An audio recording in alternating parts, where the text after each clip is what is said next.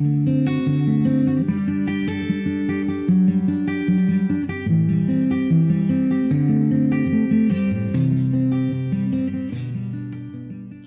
everybody, and welcome back to Great Lakes Junction. It's Tammy here in the kitchen again, and I'm making up some onion soup mix.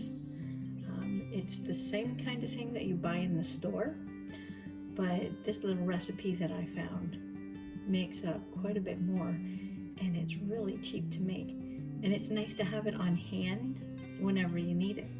So here we go. I have 1/3 of a cup of beef bouillon. You can use the little squares that you buy, the cubes. You can break them up. You can actually buy containers at the grocery store that hold quite a bit of the bouillon itself. I have 3/4 of a cup of dehydrated onions.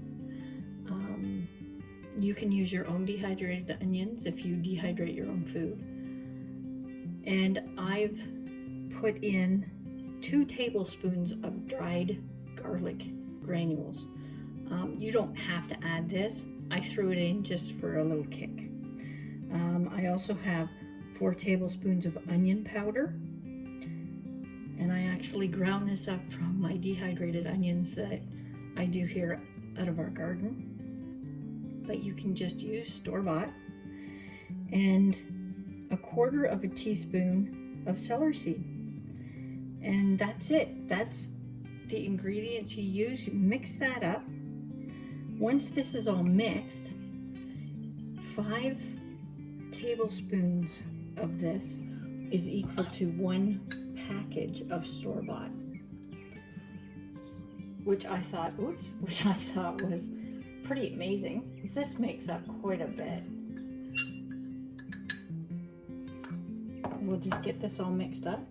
I'm using a canning jar. You can use whatever kind of jar you have around that will keep an airtight seal, so you don't want it getting damp or anything.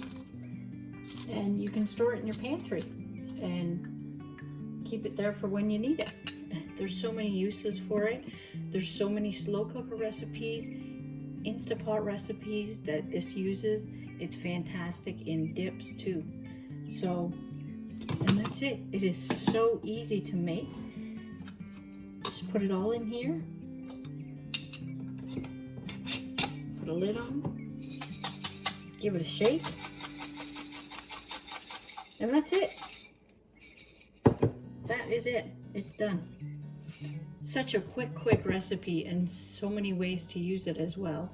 And it'll save you a few bucks at the grocery store, and you'll be able to have it on hand in your pantry whenever you need it. Okay, there is one more mix that I wanted to show you. It's an herb mix for rice.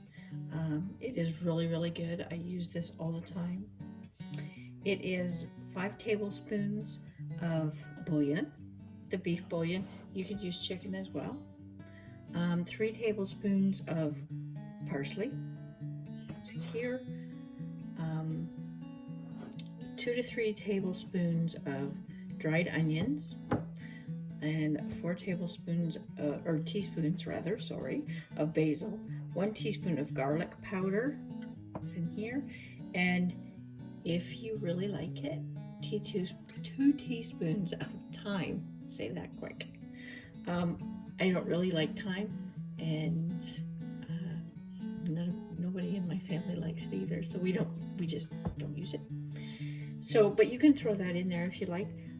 For the herbs, I put them in my grinder, so they're not quite as big, and then just grind them up quick.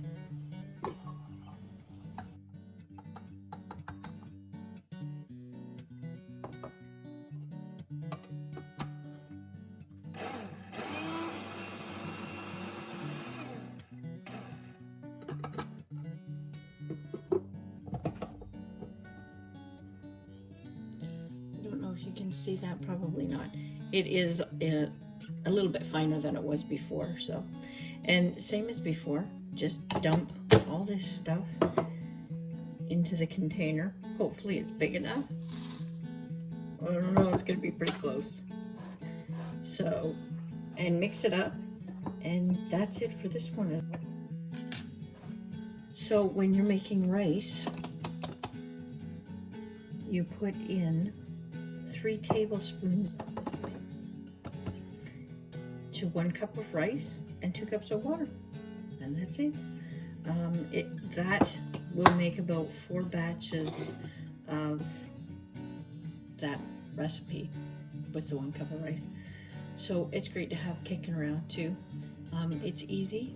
You just grab it, get your amount that you need out, the 3 tablespoons of the mix, and mix your rice up, and it tastes great. Okay, there's our mixes done. One thing I'd like to show you is for my long-term pantry that I know I'm not going to use right away. I usually vacuum seal the jars closed. It takes out a lot of the air, so it's not getting the air and the moisture in it. I do it with Food Saver lid, which is this. You can get them online, and I have this little gizmo here that is to seal them.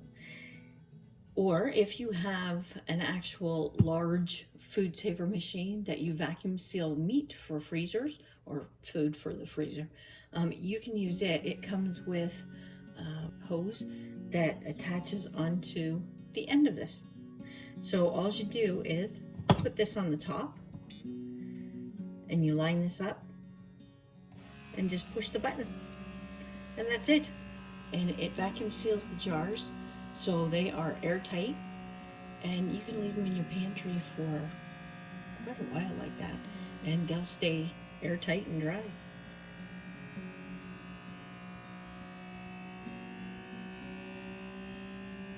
You can hear the sound change. That is when it is usually sealed. And you can hear it.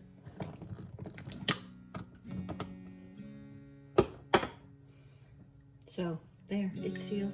The button on the top of this jar, or the lid, sorry, is pushed down. That means it's sealed up. So that's it.